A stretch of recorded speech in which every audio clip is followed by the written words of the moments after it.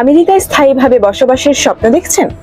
তাহলে গ্রিন কার্ডের আবেদন শুরু করার আগে একটি বিষয় জানা খুবই জরুরি। পুরো অভিবাসন প্রক্রিয়ায় কোন ধাপে কত সরকারি ফি দিতে হয়। অনেকেই মনে করেন ভিসার ফি দিলেই সব শেষ, কিন্তু বাস্তবে পিটিশন থেকে শুরু করে গ্রিন কার্ড হাতে পাওয়া পর্যন্ত বিভিন্ন ধাপে একাধিক সরকারি ফি পরিশোধ করতে হয়।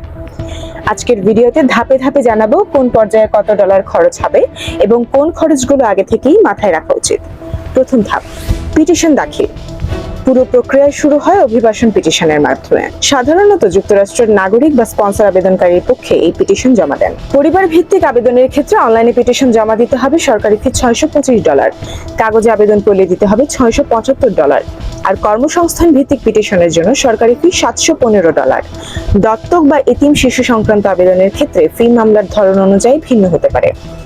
এরপর পিটিশন অনুমোদিত হলে আবেদনটি পাঠানো হয় ন্যাশনাল ভিসা সেন্টারে। এখানে সাধারণত দুটি সরকারি ফি দিতে হয়। আর্থিক স্পন্সরশিপ পর্যালোচনার জন্য $120 আর অভিবাসন ভিসা প্রক্রিয়াকরণের জন্য $325।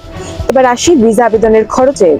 ভিসার ধরন অনুযায়ী এখানেও ফি আলাদা। পরিবার ভিত্তিক আবেদনের জন্য $325, কর্মসংস্থান ভিত্তিক আবেদনের জন্য $345, আর ডাইভার্সিটি ভিসার ক্ষেত্রে সরকারি ফি $330। মনে রাখতে হবে, প্রধান আবেদনকারীর পাশাপাশি স্ত্রী, স্বামী কিংবা সন্তানের জন্য আলাদা করে এই ফি দিতে হয়। ভিসা পাওয়ার পর যুক্তরাষ্ট্রে ভ্রমণের আগে আরো একটি সরকারি ফি দিতে হয়। গ্রিন কার্ড তৈরি এবং ডাকযোগে পাঠানোর জন্য বর্তমানে এই ফি $235। বিশেষ কিছু ক্ষেত্রে অতিরিক্ত খরচও থাকতে পারে, যেমন স্থায়ী বাসিন্দার মর্যাদা পুনরুদ্ধারের আবেদন, হারানো গ্রিন কার্ডের বিকল্প ভ্রমণপত্র, বিশেষ ছাড়ের আবেদন কিংবা বায়োমেট্রিক নিবন্ধনের জন্য অতিরিক্ত সরকারি ফি প্রযোজ্য হতে পারে।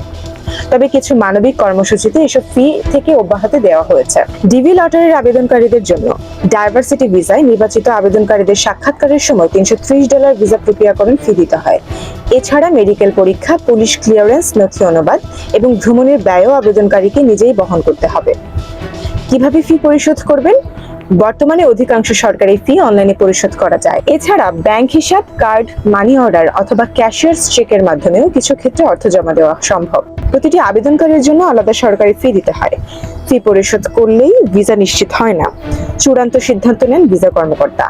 এছাড়া সরকারি ফির বাইরে মেডিকেল পরীক্ষা, টিকা, নথি অনুবাদ, পুলিশ ক্লিয়ারেন্স এবং ভ্রমণ ব্যয়ের মতো অতিরিক্ত খরচও থাকতে পারে।